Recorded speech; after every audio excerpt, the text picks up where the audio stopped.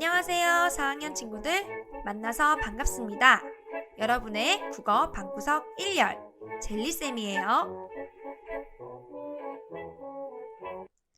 오늘 수업에 들어가기에 앞서 선생님이 보여주는 영상을 보고 오늘 배울 이야기에 대해 생각해 봅시다.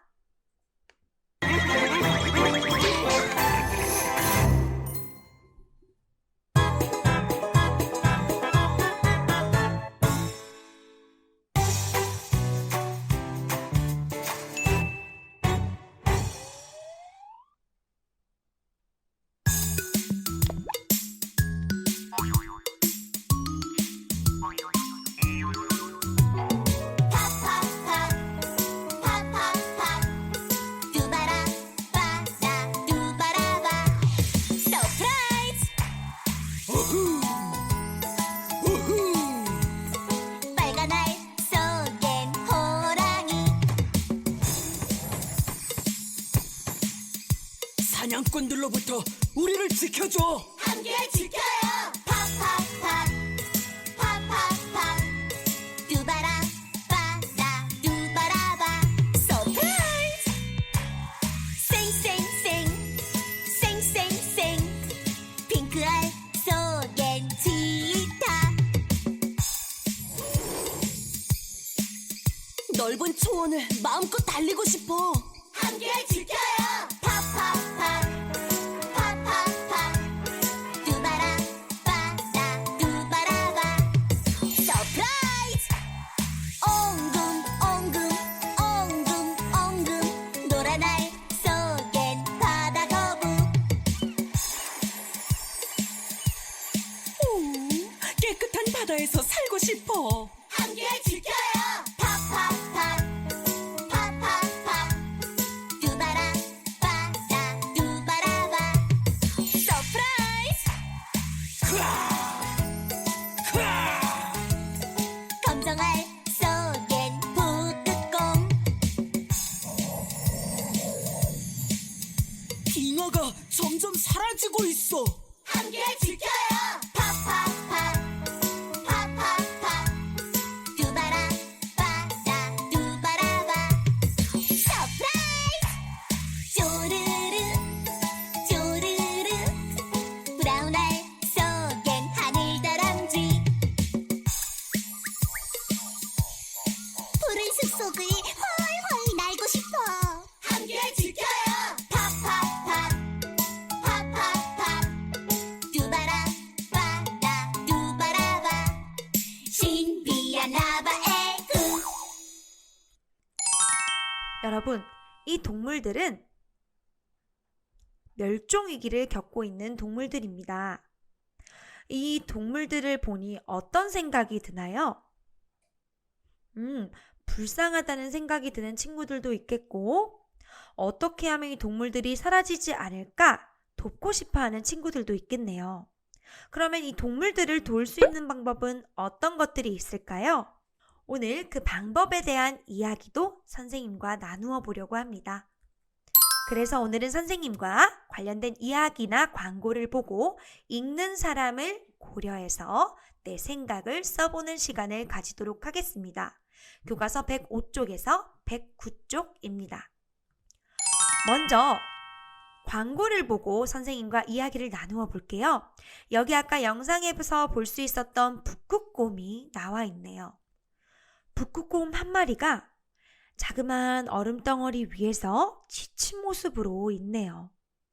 그럼 과연 이 광고는 어떤 말을 하고 싶은 것인지 한번 시청해 보도록 하겠습니다.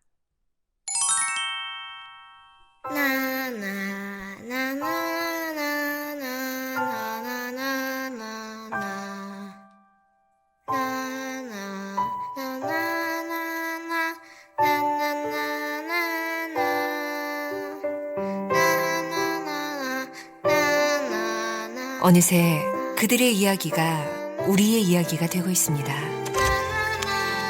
더 늦기 전에. 자, 여러분, 지금 북극곰은 어떤 어려움을 겪고 있었나요? 맞아요. 빙하가 녹아서 삶의 생존의 위협을 받고 있는 상황이죠. 그런데 이 북극곰과 같이 조만간 우리 사람들도 이렇게 환경이 오염되어서 생존의 위협을 받을 수 있다는 것을 영상으로 잘 볼 수 있었어요. 대체 우리 주변에 어떤 환경 문제들이 있길래 그런가요? 여러분이 알고 있는 환경 문제들이 있나요? 맞아요. 여러분이 운동장에 나가서 뛰어놀지 못하게 하는 바로 주범. 미세먼지도 있고요. 또 수질 오염, 물이 오염되는 거죠. 그리고 토양 오염, 흙이 오염되는 것 등이 있습니다. 그럼 우리 다시 광고를 떠올려서 교과서 105쪽에 2번 광고를 본 뒤에 여러분의 생각을 써보는 문제가 2문제 있죠? 지금 한번 해결해 보도록 합니다. 자, 여러분, 광고를 보고 여러분은 어떤 생각이 들었나요? 북극곰에게 미안한 마음이 들기도 했고, 또 점점 우리의 생명까지 위협하고 있는 이 환경오염을 피하기 위해서 환경을 보호해야겠다는 생각도 했겠네요. 그러면 환경을 보호하기 위해 우리가 할 수 있는 쉬운 일은 무엇이 있을까요? 여러분은 몇 가지나 써봤을까? 궁금하네요. 선생님은 4가지를 준비했어요. 가까운 거리 걸어다니기, 재활용품 분리수거하기, 이거는 교실에서 여러분이 꼭 지키는 일이죠. 학용품 아껴 쓰기, 그리고 전기 아껴 쓰기. 우리 전기에 관련된 얘기는 지난 시간 이야기에서도 볼 수 있었습니다. 쓰지 않는 전기선을 뽑거나 하는 내용 기억나죠? 여러분이 지금 광고를 보고 정말 환경을 보호해야겠다라는 생각을 했을 테니 그 생각을 앞으로도 꼭 가지고 있기를 바랍니다. 그럼 우리 환경을 생각하며 생태마을 보봉이라는 이야기를 한번 읽어볼게요. 생태마을 보봉. 보봉은 독일에 있는 생태마을로 태양에너지, 녹색교통, 주민자치 등 환경정책이 두루 잘 실현되고 있는 곳입니다. 보봉은 1992년까지 군대가 있던 곳이었습니다. 군대가 철수하고 난 뒤 마을 사람들은 이 지역을 어떻게 활용할지에 대해 고민하게 되었습니다. 여러 가지 활용 방안을 놓고 회의를 한 결과 주민들은 이곳을 생태마을로 만들기로 합의하였습니다. 마을 사람들은 이곳을 어떻게 생태마을로 만들까 고민했습니다. 오랫동안 토론한 끝에 다음과 같은 실천 조항들을 만들었습니다. 태양열을 우리 마을의 주 에너지원으로 합시다. 자동차 사용을 줄이고 물을 아낄 수 있는 곳으로 만듭시다. 콘크리트를 쓰지 않는 곳으로 만듭시다. 이런 노력으로 보봉은 생태마을이 되었습니다. 보봉 생태마을의 주민인 알뮤트 수스터 씨는 다음과 같이 말했습니다. 보봉마을에는 전력 생산 주택이 있습니다. 열 손실을 최소화한 주택에 태양 전지를 지붕 위에 얹은 공동주택입니다. 여러분 교과서 107쪽에 보면 집 위에 이렇게 태양 전지 이렇게 표시되어 있는 거 보이나요? 이렇게 태양열을 받는 것, 이것을 태양 전지라고 이야기합니다. 이 주택의 태양 전지가 1년간 생산하는 전기는 한 가구당 약 7,000kW 정도입니다. 대개 가정에서 필요한 양이 5,500kW 정도입니다. 남는 전력은 인근 발전소에 팔아서 월 평균 100유로 정도의 수익을 얻습니다. 100유로는 약 14만 원 정도라고 하네요. 또 보봉마을에는 개인 주차장이 없습니다. 그 대신 정원과 공원, 어린이 놀이터, 자전거 주차장이 있습니다. 이 마을에 들어와 살려면 개인 주차장을 짓지 않겠다고 약속해야 합니다. 그 대신 유료 공동 주차장이 있는데 차 한 대당 주차장 이용료로 3,700유로를 내야 합니다. 3,700유로는 한국 돈으로 500만 원 정도네요. 상황이 이렇다 보니 아예 차를 사지 않는 주민이 많습니다. 전차 같은 대중교통을 이용하거나 자동차를 함께 타거나 빌려 타는 승용차 함께 타기가 활발하게 이루어지고 있습니다. 저도 보봉이 어린아이들의 천국이라는 점 때문에 이사를 했고 이곳에서 아들을 낳고 길렀습니다. 보봉은 오랫동안 군대가 머무는 곳으로 묶여 있어 생기라고는 찾아볼 수 없는 스산한 마을이었습니다. 지금의 보봉으로 새롭게 태어날 수 있었던 것은 주민들의 뜻과 의지가 있었기 때문입니다. 주민들이 스스로 생태마을을 만들자고 결정했고 주민의 실천으로 생태마을을 이루었습니다. 차 없는 마을, 자원순환 마을, 태양광 에너지 주택 마을. 이것은 모두 주민이 실천하지 않았다면 불가능했을 것입니다. 자, 여러분 잘 읽어보았나요? 교과서 108쪽에 4번 문제 풀어보도록 합니다. 자, 그럼 선생님과 한번 확인을 해보겠습니다. 생태마을이 되기 전에 보봉이 어떤 마을이었나요? 네, 여기 나와 있죠? 보봉은 1992년까지 바로 군대가 있던 곳이었습니다. 그래서 생기가 없다고 이야기했죠. 아까 아저씨가 스산한 분위기가 있었다고 이야기했어요. 2번입니다. 보봉을 생태마을로 가꾸려고 주민들이 어떤 것들을 실천하기로 했죠? 네, 두 번째 문제 정답도 바로 여기에 숨어 있었네요.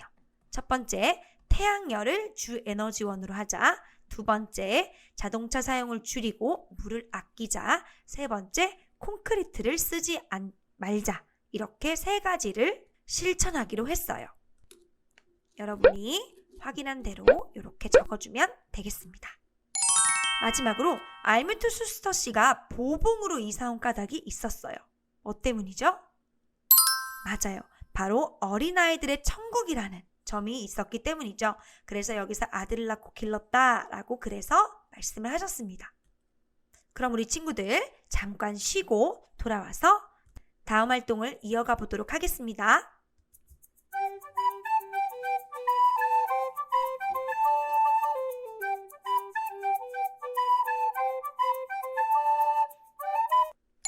자, 여러분 잘 쉬고 돌아왔나요?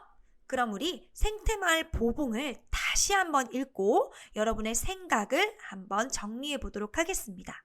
생각은 교과서 108쪽 5번에 정리를 해주면 좋겠습니다. 자, 그럼 여러분의 생각을 한번 들어볼까요? 생각이라고 하는 것은 그리 어렵지 않아요. 여러분이 궁금한 점이 생겼다거나 더 알아보고 싶은 점이 생겼다거나 알게 된 점을 쓰면 되는 거예요. 그럼 첫 번째, 마을을 바꾸는 데에는 주민의 실천이 중요한 것 같구나. 맞아요. 그리고 우리나라에도 생태마을이 있는지 찾아보고 싶은 친구도 있을 거고요. 태양열이 도대체 어떻게 전기를 만드는지 궁금하다, 이런 생각이 드는 친구도 있을 거예요. 그리고 여러분은 무엇을 적었을까요? 선생님은 우리나라도 생태마을 보봉처럼 자연환경을 보호하기 위해 정말 많이 노력해야 되겠다라고 생각을 했고요. 마을 전체의 이익을 위해서 개인의 불편함은 좀 양보해야겠구나라고 생각을 했답니다. 아까 개인 주차장이 없다고 했잖아요. 만약에 차가 있으려면 500만 원 정도의 주차료를 내야 한다고 했잖아요. 그러면 얼마나 좀 불편하겠어요. 그런데 생태마을을 유지하기 위해서 사람들은 그런 불편함도 감수하고 있었죠.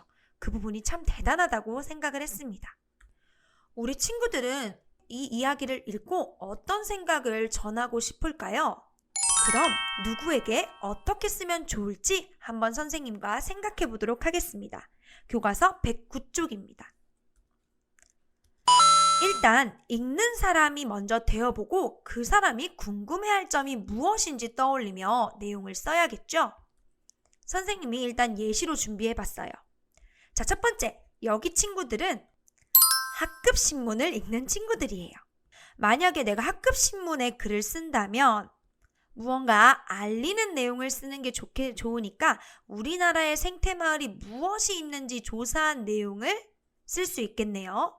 그러면 이 내용을 쓰기 위해서 그냥 글만 쓰면 재미가 없으니까 신문기사물로 이제 사진 자료 같은 것을 붙여서 쓰면 더욱 친구들이 관심을 보이겠죠.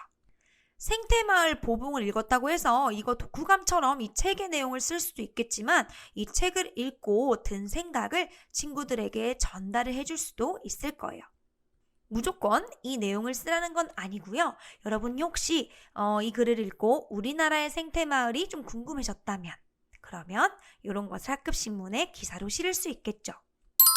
그 다음 두 번째, 마을 온라인 게시판을 이용하는 주민들, 그러니까 뭐 마을 카페라든지 이런 네이버 카페나 밴드 이런 게시판을 이용하는 주민들에게는 여러분이 이 글을 읽고 우리도 보복마을 사람들처럼 환경을 위해 자동차 사용을 좀 줄여봅시다 라고 제안할 수도 있겠죠, 여러분이. 그러면 이 보복마을의 예시를 자세히 들어서 자동차를 줄였을 때 얼마나 마을이 밝아지고 좋아질지도 자세히 제시해주고 생활에 어떻게 활용할지 안내해야겠죠. 예를 들어서 그냥 자동차 사용을 줄이자 보다 자동차 사용도 줄이고 분리수거도 하고 등등 보복마을처럼 생태마을이 될 수 있는 방법을 자세하게 제시해주면 조금 관심이 더 가겠죠? 대신 이것은 여러 사람한테 하는 말이니까 반드시 글을 쓸 때 우리가 배웠던 것처럼 높임말을 사용해야 될 것입니다. 그리고 109쪽 6번 표에 한 칸 남은 곳이 있어요. 여러분은 누구에게 쓰고 싶은지, 그러면 그때 그 사람에게 어떤 내용을 어떻게 고려해서 쓸 건지 한번 써보도록 합니다.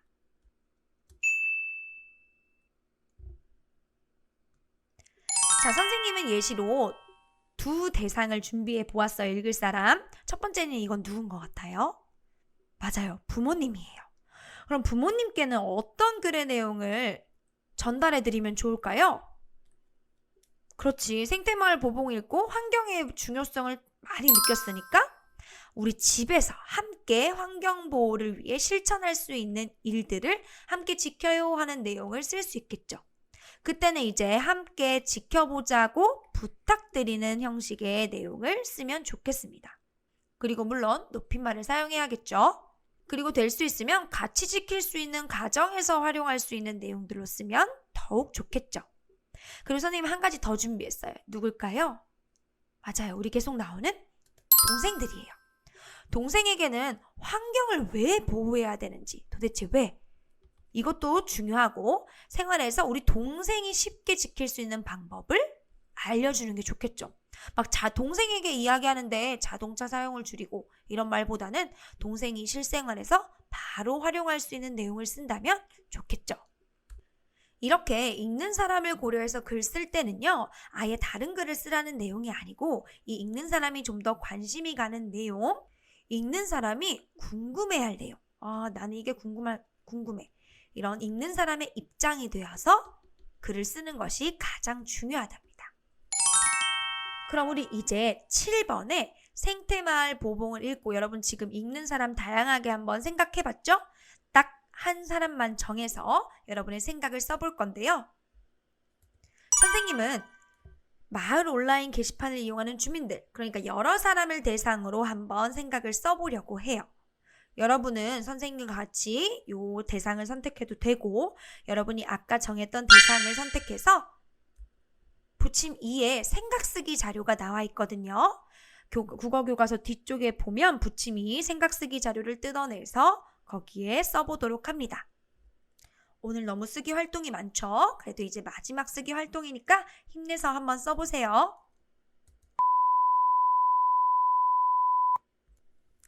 자, 여러분 글을 모두 부침 2에 쓰고 영상을 켰죠?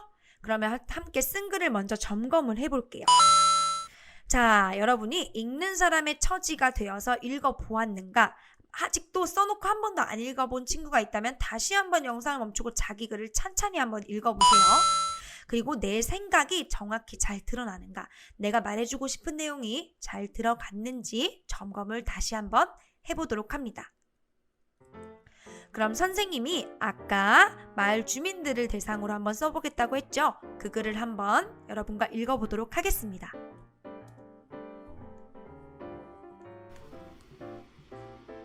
안녕하세요. 저는 지엘이라고 합니다. 살기 좋은 마을을 만들기 위해 주민 여러분께 드릴 말씀이 있습니다.